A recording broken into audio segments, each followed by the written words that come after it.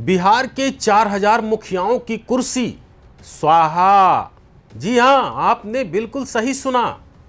पटना के वातानुकूलित कमरों में बैठकर डबल इंजन की सरकार ने जो चक्रव्यूह रचा है ना, उसने गांव के गरीब, शोषित और सालों से अपनी बारी का इंतजार कर रहे नेताओं की रीढ़ की हड्डी ही तोड़ दी है। तो क्या ये चुनाव है या दिल्ली और पटना में बैठे आकाओं का कोई गुप्त ऑपरेशन? आज एक ऐसा सच आपके सामने खोलूंगा जिसे सुनकर सत्ता के दलालों के पसीने छूट जाएंगे। तो रुकिए, भागिएगा मत, क्योंकि जो सच आज YBN बिहार झारखंड पर दिखेगा वो गोदी मीडिया की हिम्मत नहीं है कि आपको दिखा दे। बिहार में पंचायत प्रतिनिधियों का कार्यकाल दिसंबर 2026 तक है, तो फिर ये हड़बड़ी क्यों? अगस्त सितंबर में ही नोटिफिकेशन जारी करने की ये बेचैनी क्यों? बिहार सरकार कह रही है कि पड़ोसी राज्य उत्तर प्रदेश में विधानसभा चुनाव हैं, सुरक्षा बल वहां चले जाएंगे, इसलिए बिहार में पहले चुनाव करा लो। वाह भाई वाह, क्या क्रोनोलॉजी है। असली कहानी यह है कि उत्तर प्रदेश के चुनाव में अपनी इज्जत बचाने के लिए बिहार के गांवों को बलि का बकरा बनाया जा रहा है, क्योंकि सरकार डर गई है। उन्हें मालूम है कि अगर उत्तर प्रदेश का चुनावी शोर शुरू हो गया तो बिहार की जनता भी रोजगार और विकास पर सवाल पूछने लगेगी। इसीलिए जनता को सवाल पूछने का मौका ही मत दो। उन्हें पंचायत चुनाव के 9 चरणों के चक्रव्यूह में ऐसा उलझा दो कि कोई अस्पताल और स्कूल की बात ही न कर सके। ये तो सिर्फ एक शुरुआत है। असली खेल तो उन 32,000 EVM मशीनों के अंदर होने जा रहा है, जिसे सुनकर आपके पैरों तले की जमीन खिसक जाएगी। तो क्या होने वाला है उन मशीनों के साथ? पेशेंस रखिए, बताता हूं, बस 1 सेकंड और रुकिए। अब आते हैं चुनाव आयोग के उस मास्टर स्ट्रोक पर, जो मुझे तो एक सोची समझी साजिश लगती है।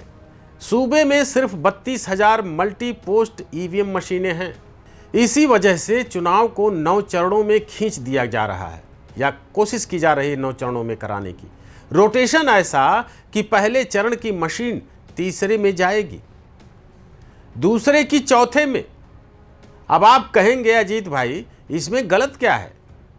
अरे भैया, दिमाग की बत्ती जलाओ अपने। इस बार इन मशीनों में एक सिक्योर डिटैचेबल मेमोरी मॉड्यूल यानी एक खुफिया इलेक्ट्रॉनिक चिप लगाई जा रही है।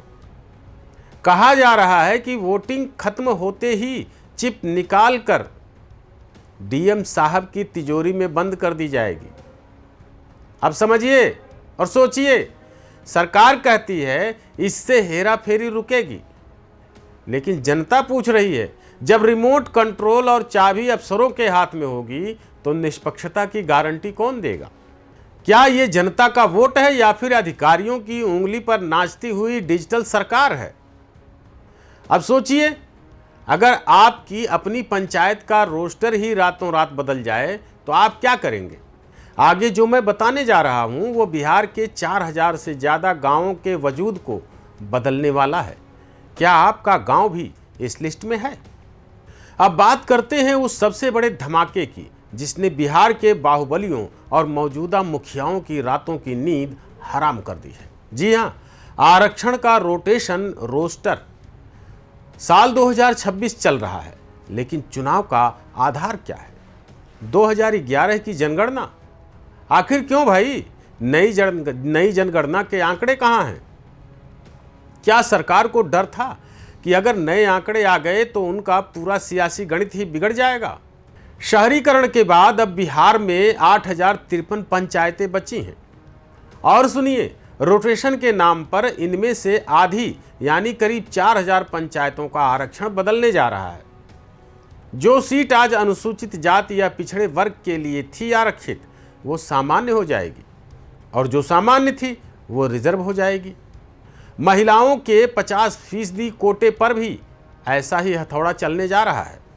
सालों से जनता के बीच काम करने वाले जमीन से जुड़े नेताओं को इस चक्रव्यूह में फंसाकर साइडलाइन करने की ये बहुत बड़ी क्रोनोलॉजी है। लेकिन ये सरकार सिर्फ नेताओं को नहीं, बल्कि आपको भी घेरने की तैयारी कर चुकी। अगर आप सोचते हैं कि आप अपने हक का वोट आसानी से डाल आएंगे, तो आप गलत हैं। सरकार ने आपके पीछे एक अदृश्य जासूस छोड़ दिया है। अरे भाई, कौन सा है वो जासूस, क्या है?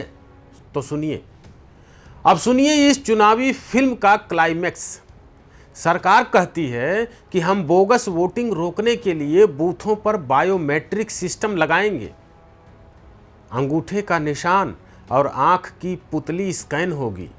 काउंटिंग टेबल पर OCR ऑप्टिकल कैरेक्टर रिकॉग्निशन तकनीक होगी।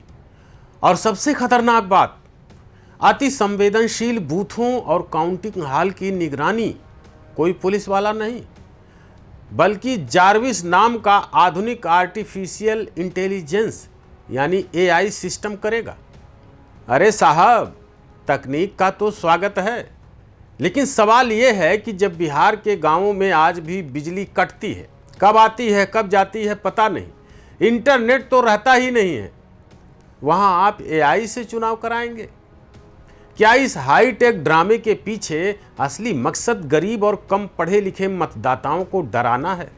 क्या ये जार्विस निष्पक्ष रहेगा, या फिर इसका रिमोट कंट्रोल भी पटना के उसी वातानुकूलित कमरे में होगा जहां से विपक्ष को दबाने की साजिशें रची जाती हैं? बदलता परिसीमन, घूमता हुआ आरक्षण का पहिया और ये जार्विस जैसी विदेशी तकनीक, ये सब मिलकर बिहार की गांव की सरकार को अपने कब्जे में लेने का एक बहुत बड़ा खेल चल रहा है। पुराने सियासी किलों को ढहाने और अपने चहेतों को बैठाने की बिसात बिछाई जा चुकी है। लेकिन याद रखिएगा, सरकार चाहे जितनी चालाक हो, जनता से बड़ी कोई अदालत नहीं होती। अब आपकी बारी है, मुझे कमेंट बॉक्स में लिखकर बताइए, क्या आपके गांव का मुखिया भी इस आरक्षण के चक्रव्यूह में फंसकर साफ होने वाला है? क्या आपको इस AI और जार्विस तकनीक पर भरोसा है? EVM पर आपकी क्या राय है? अपनी बेबाक राय नीचे कमेंट बॉक्स में जरूर लिखिए। इस वीडियो को बिहार और यूपी के हर एक WhatsApp ग्रुप, हर एक चौपाल तक आग की तरह फैला दीजिए। अभी के अभी अपने चैनल YBN बिहार झारखंड को सब्सक्राइब करें। जय हिंद, जय बिहार।